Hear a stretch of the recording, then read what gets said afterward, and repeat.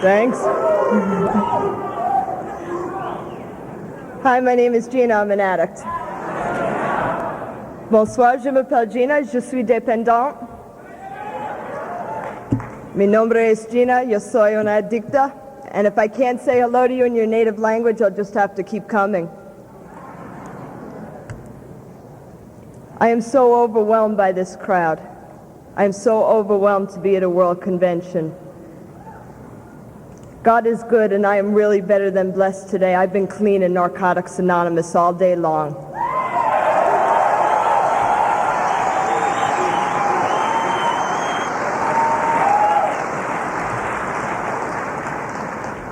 First of all, I have to thank the God of my understanding, from whom all miracles and blessings in my life flow today, for allowing me to be here. And I want to thank the Convention Committee, the World Committee. This is really an honor. Thank you. And you know, I have to say this, I've been filled with terror all day, and it isn't fear, it's really terror. And I normally suffer from self-centered fear. I think I walk into crowded rooms and there's a whole bunch of people and they're all looking at me and listening to me, and you are. And it's really frightening. You know, I spoke to my boyfriend today, and unfortunately he can't be here due to some wreckage of his past. And he said to me, "You always tell me that Narcotics Anonymous is your family. You're just at your home group. There's a whole bunch more visitors than usual." You know, anybody who knows me knows that I never talk about using. I don't feel that that's what Narcotics Anonymous meetings are for.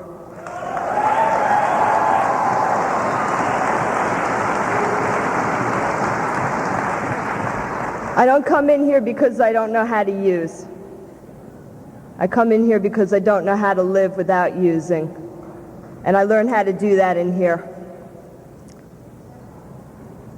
What I find is that common bond that unites all of us, that disease of addiction. No matter where we come from and whether I can even speak your language or not. When I say I'm an addict, you understand how I feel. And we share that. And I talk a lot about feelings. I realized today that drugs did not lead me to my attitudes. My attitudes led me to my drugs. And I need to keep those in check, because I had the attitudes long before I ever used a chemical. My first addiction was to fantasy. And I like to talk about that.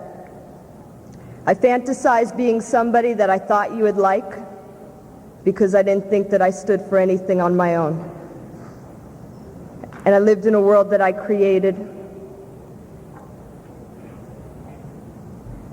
And I used to spend a lot of time isolating.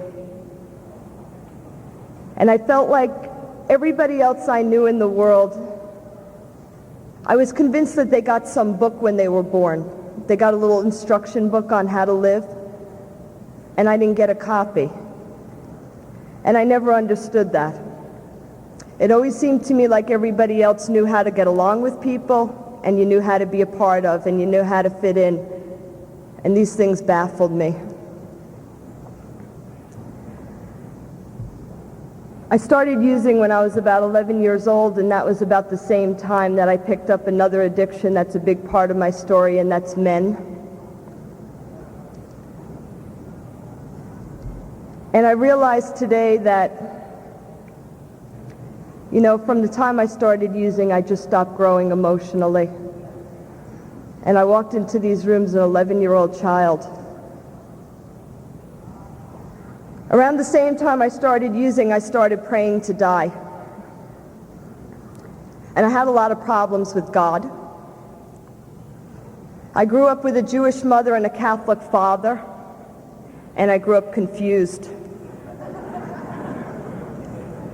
And I heard you talk about a God who loved me, but he would send me to hell for just thinking about shit.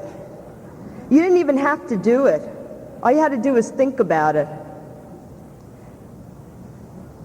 So I forsook God. I guess, I don't know if that's the word. Is there a word, forsook, forsake? I moved away from God. I became an agnostic, an atheist.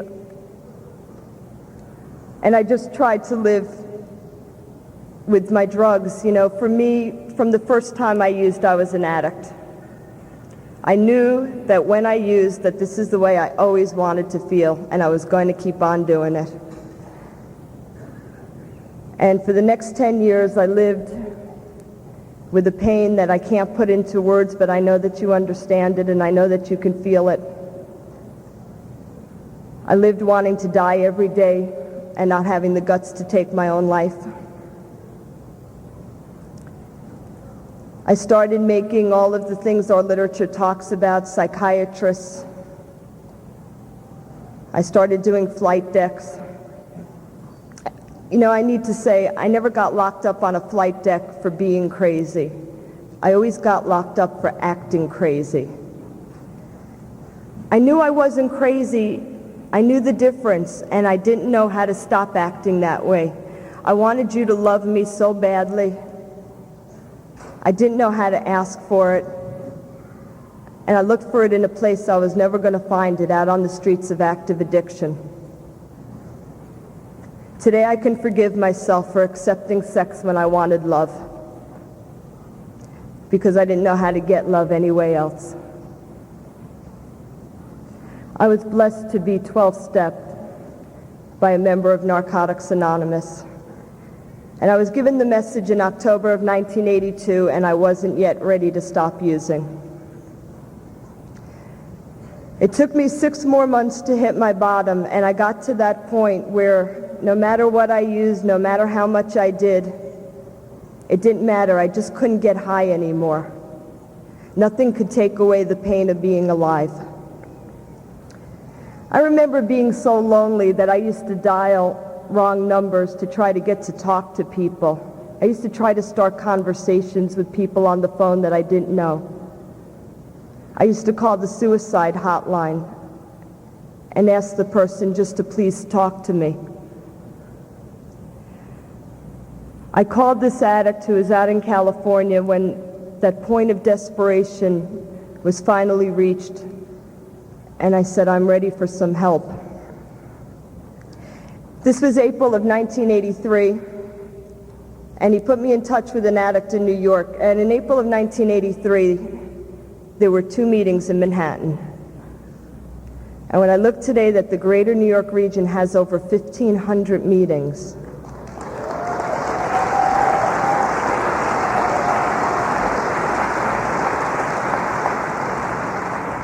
and yeah, I feel an obligation to let you all know that even in New York, we do recover.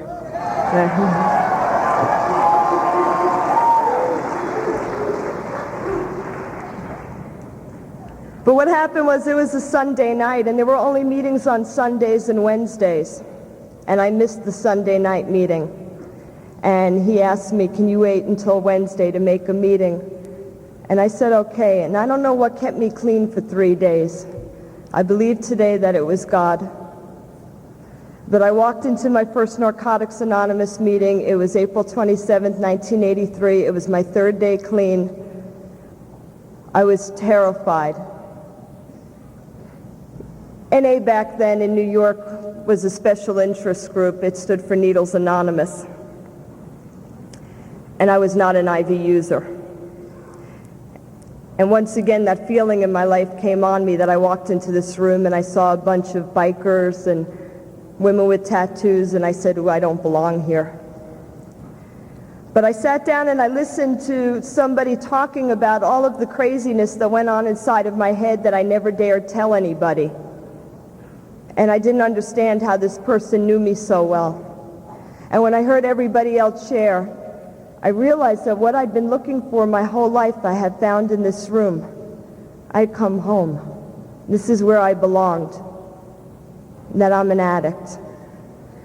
And you know, it's real simple for me today to identify myself that way. I look back on how much easier recovery was back then. When I got here, my family was fucked up. Today, they're dysfunctional.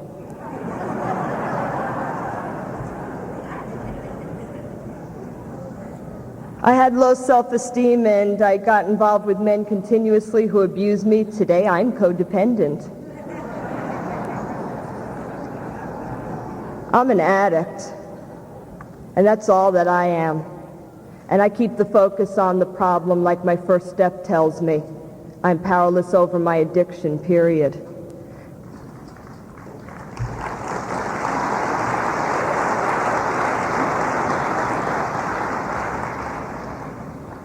I don't feel the need to come in and identify myself any other way. When I say I'm an addict, you understand what that means.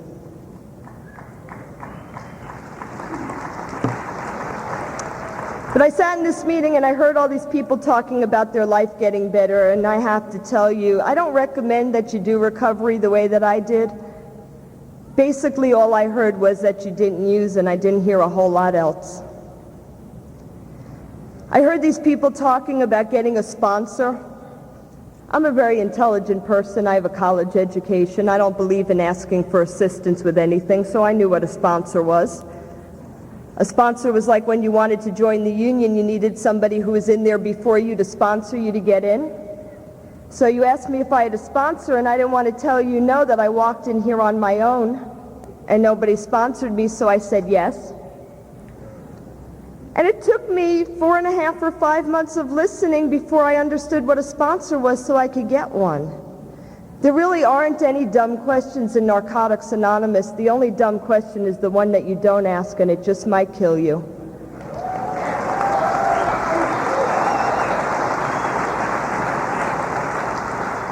You know, I believe for me that it's no accident that I walked into an NA meeting. I just don't believe that any of us end up in here by accident. I don't believe in those coincidences. You know, coincidence to me is when God performs a miracle and chooses to remain anonymous. But I don't believe that normal people wake up in the morning and say, ooh, I think I'll make a Narcotics Anonymous meeting today. I do believe, though, you know, I hear us talk about the chosen people. And I don't believe that we are the only chosen people, because if I had to believe that, then I would have to believe that those people who are still out there sick and suffering were chosen to die. And that just doesn't coincide with the God of my understanding that I gained through this program. I do believe, though, that God did give us free will. And I have always been chosen, but I couldn't be chosen until I chose to be. When I walked in here on my own free will.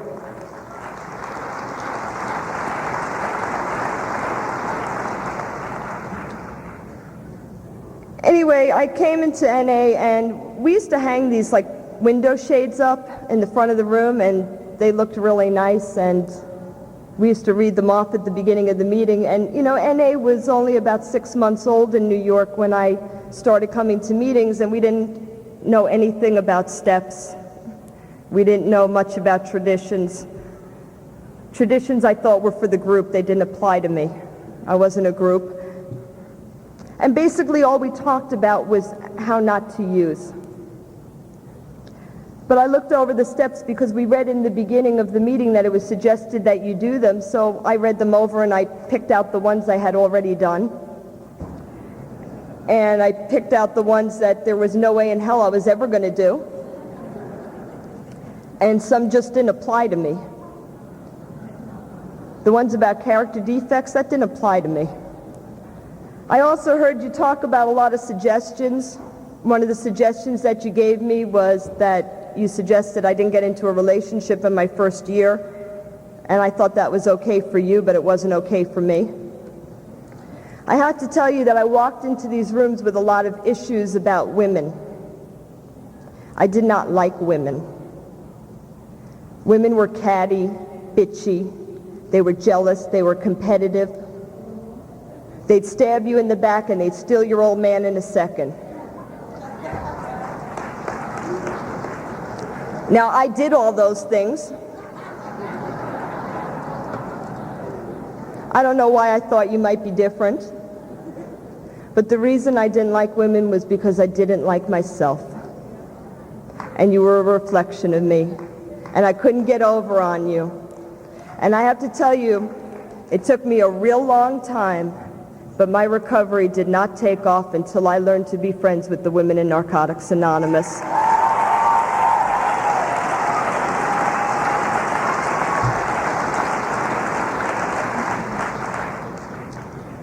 The women have saved my ass time and time again. And I love you ladies. But when I first started looking for a sponsor, and I have to tell you why I finally started looking for a sponsor. And I tell this story. I got into a relationship. And the truth of the matter is that it was a one-night stand. But it sounds better if I tell you I get into a relationship. He had 4.5 months. No, I had 4.5 months, and he had 87 days. And we spent the night together, and by the time I got up in the morning, I had our wedding planned. And when I left him, I never saw him again. And it was the first time in recovery that I had ever felt real severe emotional pain clean. And it was pain that was deep enough that I planned to go and use over it.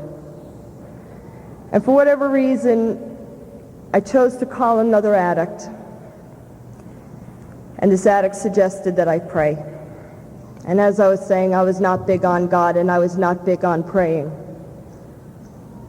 And I didn't want to use, and it wasn't that I didn't want to use because, I thought my life would go back to hell, and I really, wanted to stay here. The reason I didn't want to use was real self-centered. I'd worked real hard for those 4.5 months, and I was going to stay clean on sheer ego and determination that I wasn't going to come back in and raise my hand and say I had one day back. And I have to tell you, for me, sometimes that's been enough to keep me clean. But I did pray, and I took the suggestion. I prayed to a God that I didn't understand and I didn't even believe in. And I asked for the obsession to be lifted. And it was. And I didn't relapse. But what I understood through that experience was that this was not my program. This was the program of Narcotics Anonymous. And in order for me to work it, I had to get a sponsor who had worked the program of Narcotics Anonymous and could pass it on to me.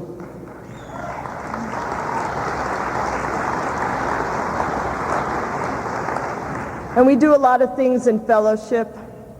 To me, the program is real simple. It's the 12 steps and the 12 traditions, and that's all that it is. And I needed a sponsor to take me through those steps because I had a lot of preconceived ideas about what they meant, and it had nothing to do with reality. The sponsor that I got is the sponsor that I have today. And anybody who knows us know that when we go anywhere and speak, we dog each other. And that's how we let the other one know that we love each other. And this is really such a wonderful opportunity in this real crowded room. And I don't have the heart to do it. Franny, I love you. I love you, and you're my sponsor because you're the best goddamn sponsor in the world.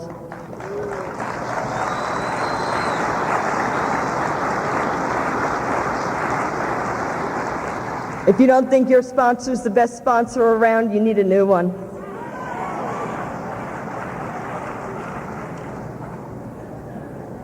We went through the steps,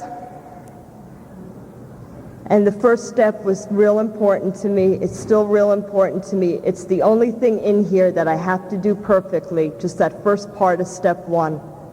If I don't use, I have a chance for tomorrow no matter what else happens.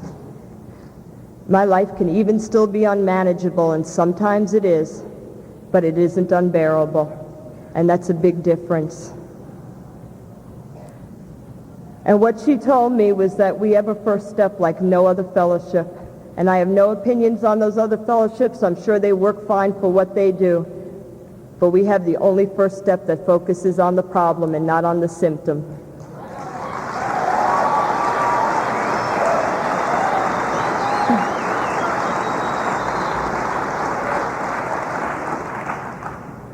Today I understand that my addictions go way beyond drugs.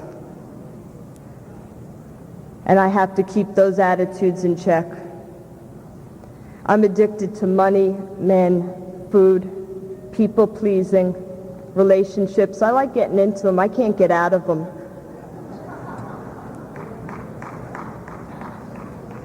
A lot has happened to me in recovery. You know, I got married in recovery when I had about 3.5 years clean. And he was a really nice guy, but I married the daddy that I always wanted and never had. And there's a line in our first step that says social acceptability does not equal recovery. And I lost sight of that line. You know, I still made meetings and I was still involved in service. But we were living pretty well. We had an expensive house in the suburbs. I had 3 cars. I had furs. I had jewelry. We made a 6-figure income. And I lived beyond my wildest dreams. And I was miserable. And I hated being in that relationship. And I really got an idea of what it was when you said that this is an inside job. Because for so long I tried to fix the outsides, and I thought that if I put on nice clothes and my hair and my makeup looked okay, and everything was okay on the outside, that I would be okay on the inside, and it just don't work like that.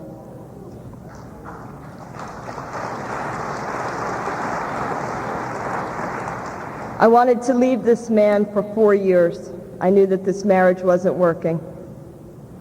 And like a good addict, I didn't have the guts to leave until I had somebody else's bags packed, sitting right by the door waiting to move in. Right after my 7th year clean, I met a man who was immature, emotionally unavailable, abusive, and treated me like a dog, so I left my husband for him.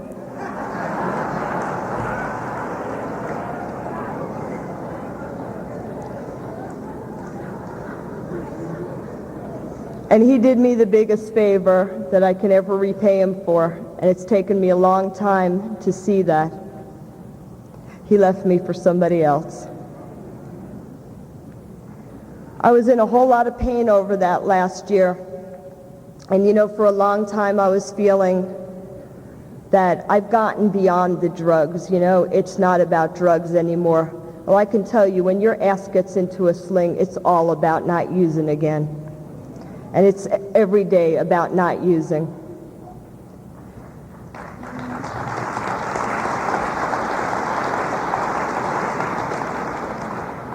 I'm a real big caretaker, and I love to fix everybody else's problems. I love to give the whole world a hug and a kiss and make their boo-boos all go away. And I got exactly what I needed and not what I wanted. For the first time in my recovery, I was by myself. And I did everything in my power to make sure I never got to that point. And I knew for a long time through working my 11th step that my higher power's will was for me to be alone. And I didn't like that plan. I had my own. And I wasn't going to accept it. You know, and I believe that the 11th step is about one thing. I believe that God will get his way. And you have 2 choices. You can work on accepting it, or you can take it kicking and screaming. But God is going to have his way. His will be done. I took this one kicking and screaming. I'm very grateful for that opportunity, and I'm grateful for the pain that I went through. I grew a whole lot because this caretaker, for the first time in her recovery, could not wipe her own butt.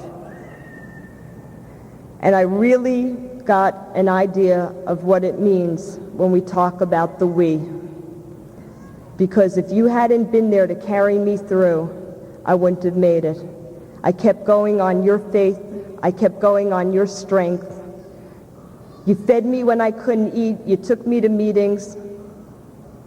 You showed up even when I didn't want you to. There were the times that I was sitting home alone, and God, I wanted to isolate so badly, and you'd show up uninvited. And when you'd call 4 or 5 times and I wouldn't return your calls, you'd call again. Thank you so much for that. Thank you for being there when I didn't want you, but when I needed you the most. And thank you for not giving up on me.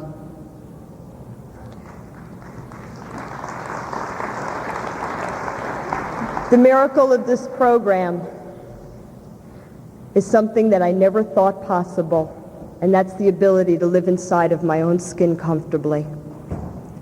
And I get it through working the 12 steps of Narcotics Anonymous. It has given me a freedom. The theme of the convention, imagine the freedom. The freedom that I have today is more than this brain could have ever imagined when I got here. I've been blessed to have gone places in service for Narcotics Anonymous that I didn't even know existed on the map. I'm blessed to be able to come up here to Toronto, and you know, this has become like a second home for me, and this is really strange. I was up here for the first time. It was 3 years ago. It was July of 1989, and I was up here on business at a business conference that was held in this facility. And I went to meetings, and I got friendly with a lot of people who are still in my life today.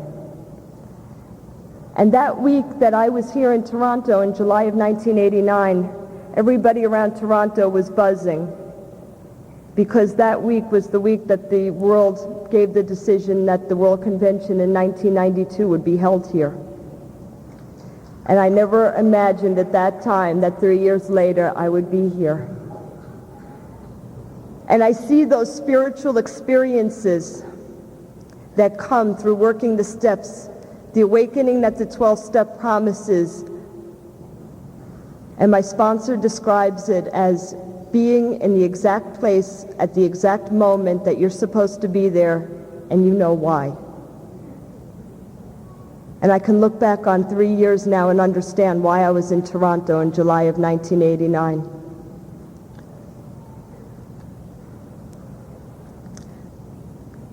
The traditions to me are really important, and you know, I talk about the 12th tradition, and in my area we talk about it as being that you shouldn't talk about what people say in the meeting. And the honest truth is that I don't say anything in a meeting that I don't mind somebody calling me up the next day who wasn't there telling me what I was sharing about. And I've been told that addicts don't gossip, they're just concerned.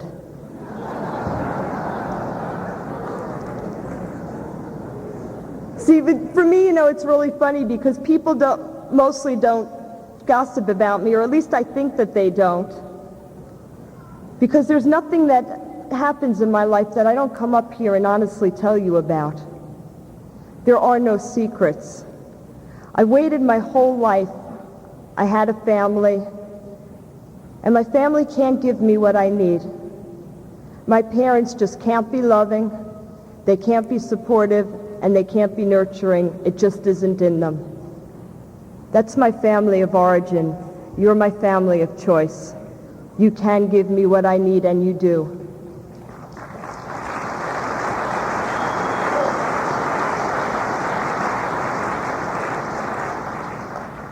Nothing has happened in my life ever that I couldn't come in here and talk about. The 12th tradition for me, though, the anonymity that I need. You know, I'm blessed today to have a little over 9 years clean. And when I went through a crisis last year, I had a lot of people in my area look at me and tell me basically that I shouldn't be feeling that way because I had X amount of years clean. Or they hope when they got to where I was, they weren't doing the sick things that I was. And I was doing some real sick things. And I was honestly telling you about them. There weren't any secrets. I needed to be in here and I needed to share. The anonymity that I need from the 12th tradition is to be able to walk into a Narcotics Anonymous meeting and not be GINA, not be white, not be female, not have 9 years clean, to just be another goddamn addict in here.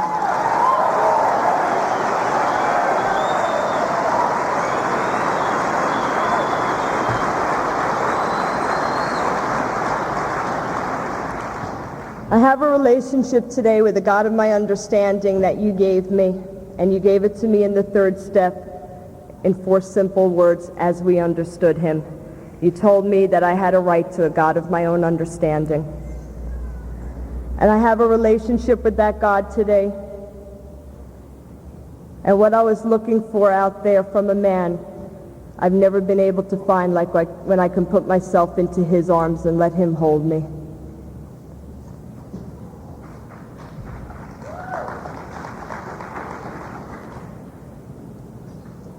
I remember when I got to the 6th step. The 6th step was real hard for me. It was one of those steps that I didn't need to do when I got here. I didn't have character defects. And I love the way the steps flow, because doing a 4th and then a 5th step showed me where I had character defects.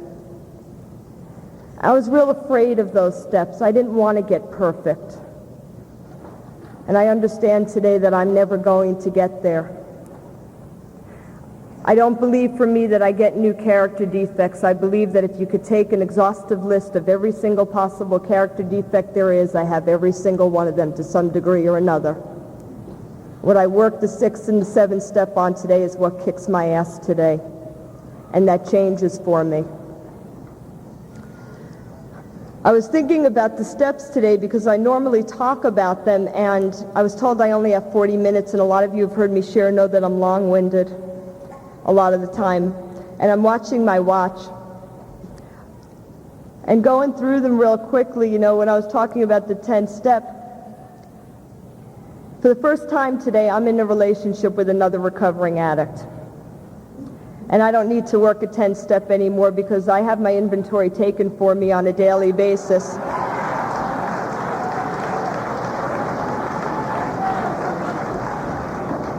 And he can promptly tells me when I'm wrong.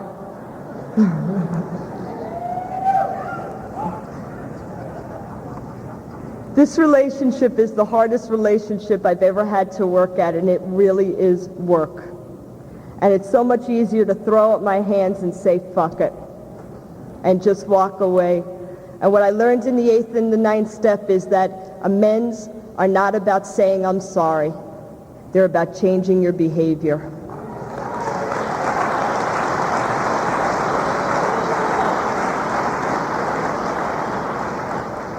I always said I was sorry. And I was never sorry, but I learned real young, real manipulatively, that I could do a whole lot of real nasty things and say I'm sorry, and somehow it was okay. And I just continued to do those things over and over again. Today I try to make amends in other ways. Basically, I try not to repeat that same behavior. But I do want to say that I love you, David, and I hope that you're okay tonight, and I miss you very much. When I got to the 11th step, I already had a relationship with the God of my understanding. I got it in the 3rd step, and I worked it in the 4th through the 10th steps. And the step tells me that I have an opportunity to improve on it. And I didn't understand spirituality when I got here. I didn't understand spiritual principles, and that's just another one of the things that you taught me. And what was explained to me real simply was that the most spiritual thing that I could do in here is reach my hand out to another human being and not reach the other one out looking for something back.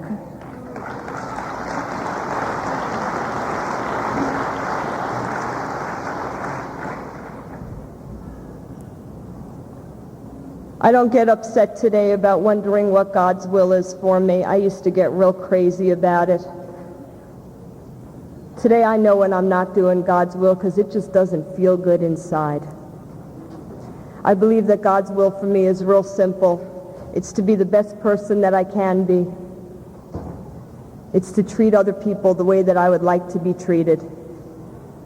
It's to stay clean just for today.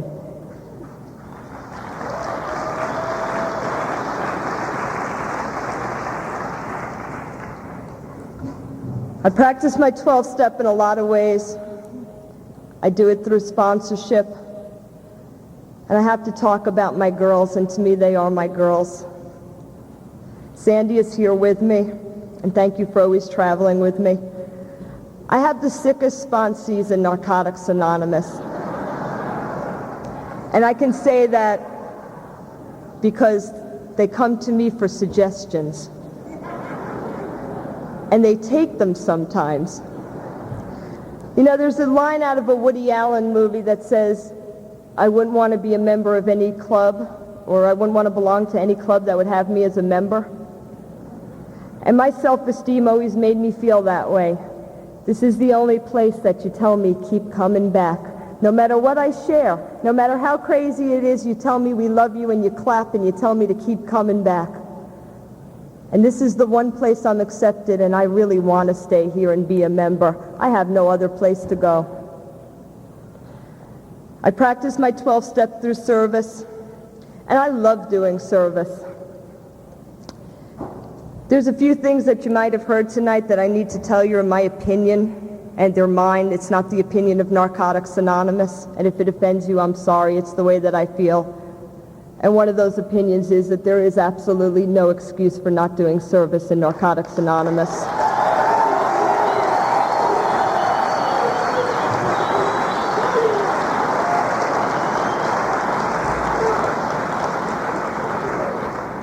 I can't tell you what service has done for me. I used to try to guilt people into it, and it doesn't work.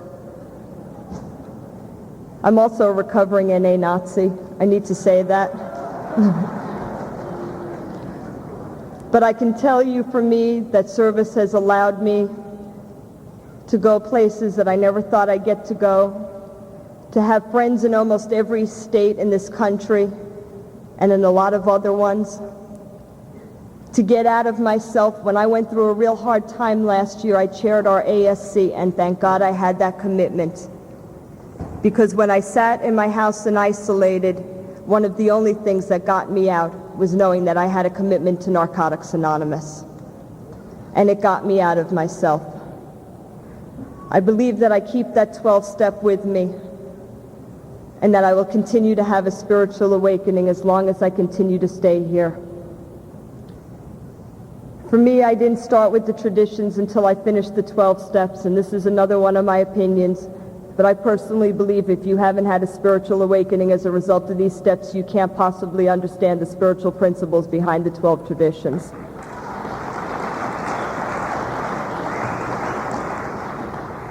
And I'll say for myself that having the steps in my life and not the traditions was like going down the road of recovery on one leg.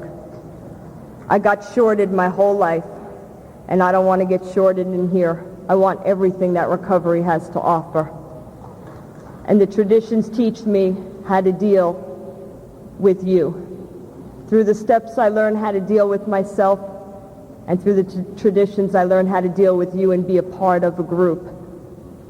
And that's real hard for me. When I got here, I believed that the world revolved around me, that I was the center of the universe.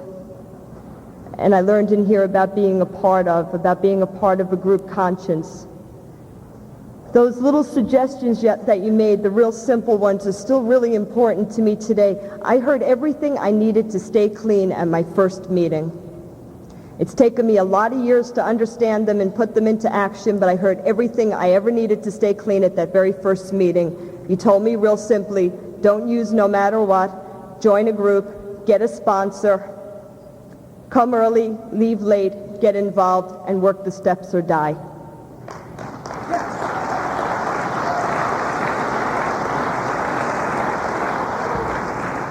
And my program today has gone back to being real simple, basic Narcotics Anonymous.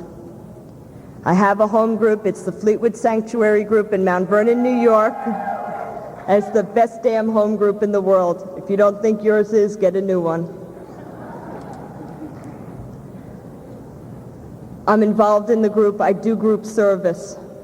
I come to meetings early. I leave late. I talk to my sponsor almost on a daily basis.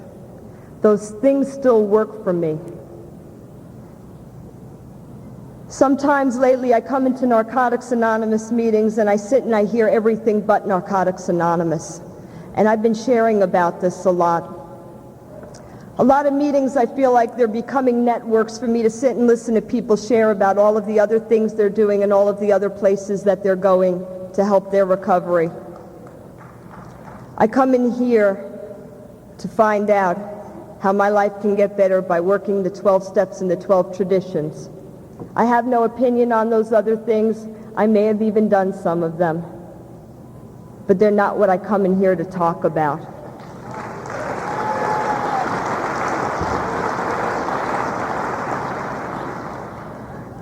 When I first got clean, we didn't have 7 Narcotics Anonymous meetings a week in New York.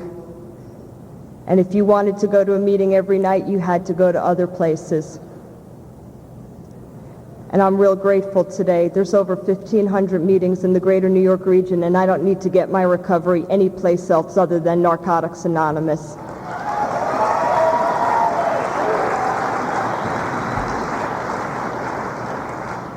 This is my home. This is where I come. This is where I choose to stay. This is where I do service. And this is where my life has gotten better beyond my wildest dreams. I can't tell you what I've gotten from recovery. I wish that I could give it to you. I understand today that I always get what I need. I remember a few months ago being so upset when my ex-husband cleaned out our house. We had a 7-room house, and he cleaned it out, and I ended up moving into 3 rooms, and whatever he left fit. And if he had left anything else, I wouldn't have gotten it into my apartment. And I'm grateful. I would have had to throw it out. I always get what I need in spite of myself, and all I have to do is just not pick up and keep coming. I wish that I could get the message out to everybody, and I need to remember that 11th tradition. I know that this is a program of attraction, and sometimes I just want to get out and promote it. I see people out in the street dying, and I want to hit them on the head and say, God, don't you know what your life can be like? Why do you want to keep living this way? And I know that I can only pray for them. I wish that everybody who ever used would come here and see the possibilities of what life can be like. It is beyond my wildest dreams. I have a job today. I've had the same job for 6 years. I'm a geek. I'm one of those people that I used to laugh at when I was active. I go to work every day 9 to 5, and I wear a dress and sneakers. And that's one thing I was real insecure about today, because I got up here in heels. And I wear my sneakers all the time to the office, and I walk like a newborn colt on high heels. And thank you, God, because I said a prayer before that if I just make it up here and not trip and fall on my face, I'm halfway there. I can't tell you how much I love you. How much I love you all from the bottom of my heart. No matter where I've gone in this program, you've always welcomed me. You've always accepted me. And I have a network and a family, and I never have to be alone today. If you're here, it isn't a coincidence. If you're not sure if you belong here, please stay. Give it 90 days. If you don't like what's in this room, you can pick your misery back up on the door on the way out.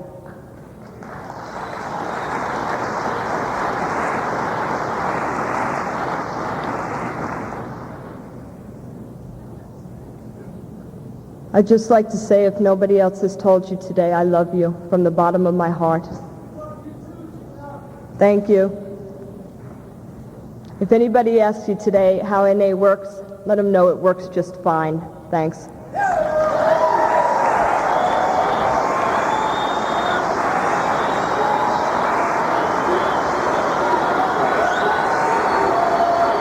For the conclusion of this presentation, please turn your cassette over and to press the play button.